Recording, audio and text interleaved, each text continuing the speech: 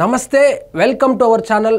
జరగవలసినటువంటి ఘోరం ఎప్పుడో జరిగిపోయింది, కానీ ఇప్పుడు అడ్డంగా దొరికిపోయారు. విషయం ఏంటంటే, గత వైఎస్ఆర్సీపీ పరిపాలనలో ఒక కల్తీ ప్రభుత్వాన్ని మనం ఎన్నుకున్నందుకు, ఒక కల్తీ పార్టీకి ఓట్లేసినందుకు, ఒక కల్తీ నాయకుడిని ముఖ్యమంత్రి చేసినందుకు సరైన గుణపాఠం అయితే నేర్పించారు. ఏంటంటే 5 సంవత్సరాలలో వైఎస్ఆర్సీపీ పరిపాలనలో మనము తిన్నటువంటి తిరుమల శ్రీవారి ప్రసాదంలో కల్తీ జరిగిందని నల్లగర్ని అరెస్ట్ చేశారు. అపూర్వ చావడ, పోమిని జైన్, విపిన్ జైన్, రాజు రాజశేఖరన్ అంట. వీళ్ళని కాదు సార్ అరెస్ట్ చేయాల్సింది. అరెస్ట్ చేయాల్సింది వైఎస్ జగన్మోహన్ రెడ్డి గారిని, అరెస్ట్ చేయాల్సింది సుబ్బారెడ్డి గారిని, అరెస్ట్ చేయాల్సింది ఆ టీటీడీ ఈవోని అప్పట్లో పనిచేసిన ఆయన్ని అరెస్ట్ చేస్తే హిందువుల మనోభావాలను కాపాడిన వాళ్ళు అవుతారు సార్. కల్తీ నాయకులను ఎన్నుకున్నందుకు మన దగ్గర ఆవు కొవ్వు, పంది కొవ్వు కలిపినటువంటి ప్రసాదాన్ని అయితే తినిపించారు. పొద్దున ఈ వార్త చూసినప్పటి నుంచి, అంటే నేను తిన్నది కల్తీ లడ్డా, నేను తిన్నది పంది కొవ్వు కలిపినటువంటి లడ్డా, నేను తిన్నది ఆవు కొవ్వు కలిపినటువంటి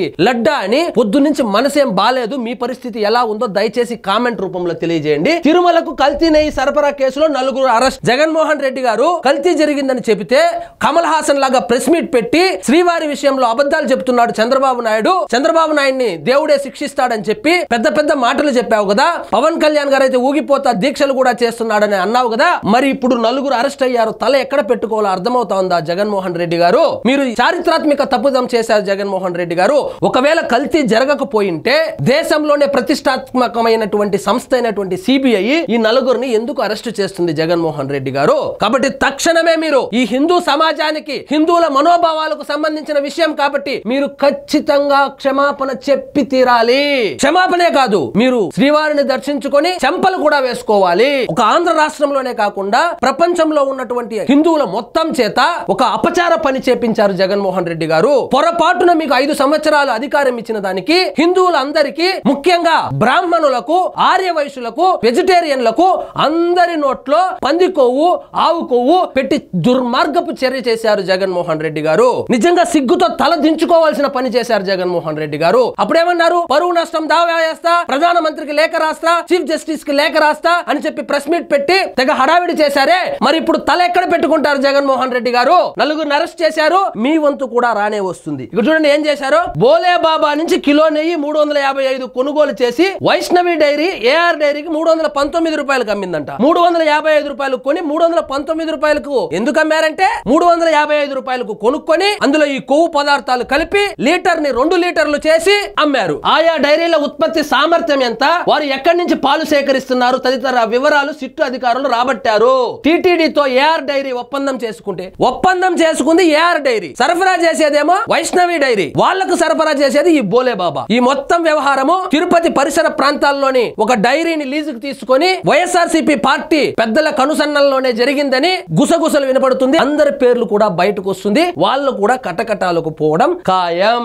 మార్కెట్ లో 500 రూపాయలు ఉన్నటువంటి నెయ్యి ధరని 320కే సరఫరా చేస్తామని ఎలా ఒప్పందం చేసుకున్నారు అని అడిగితే వాళ్ళు సమాధానం చెప్పకపోతే ఇప్పుడు అరెస్ట్ చేసి ఇప్పుడు ట్రీట్మెంట్ ఇస్తే మొత్తం అసలు ఎవరు ఈ ఒప్పందం కుదిర్చింది, ఎవరెవరికి డబ్బులు వెళ్ళాయి, ఏ విధంగా వెళ్ళాయి, ఎవరు దీని వెనకాల ఉన్నటువంటి కర్త కర్మ క్రియ, అన్ని వేళ్లు తాడేపల్లి వైపే చూపిస్తున్నాయి జగన్మోహన్ రెడ్డి గారు. చూడండి, జంతువుల కొవ్వు ఉన్నట్లు నివేదిక 319.80 కిలో చెప్పున 10 లక్షల కిలోల నెయ్యి సరఫరాకు ఏఆర్ డైరీకి వైకాపా హయాంలో టెండర్ కట్టబెట్టారు.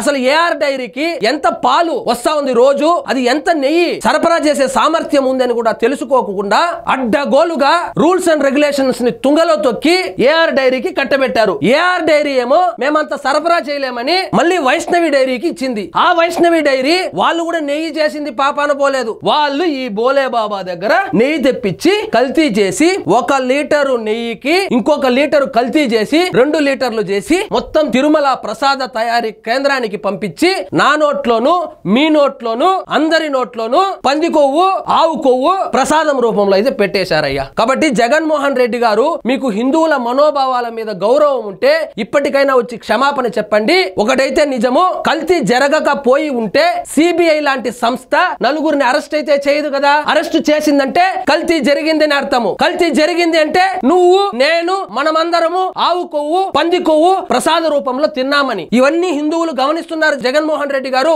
మీరు చారిత్రాత్మక తప్పిదం చేశారు. మీరు బ్రాహ్మణులు, ఆర్య వైశ్యులు, నాన్ వెజ్ తిన్న వాళ్ళు కూడా ఎంతో నిష్ఠగా ఉండే వాళ్ళ దగ్గర కూడా ప్రసాదం రూపంలో ఆవు కొవ్వు పంది కొవ్వు అయితే తినిపించారు జగన్మోహన్ రెడ్డి గారు. కాబట్టి ఇకనైనా బయటకు వచ్చి మీరు దయచేసి క్షమాపణ చెప్పాలని హిందువులు కోరుకుంటున్నారు జగన్మోహన్ రెడ్డి గారు. ఇదండి ఈ రోజు మన టాపిక్. మీకు ఈ వీడియో నచ్చినట్లయితే లైక్ చేయండి, షేర్ చేయండి, ఛానల్ మాత్రం సబ్స్క్రైబ్ చేసుకోవడం మర్చిపోవద్దు. జై హింద్.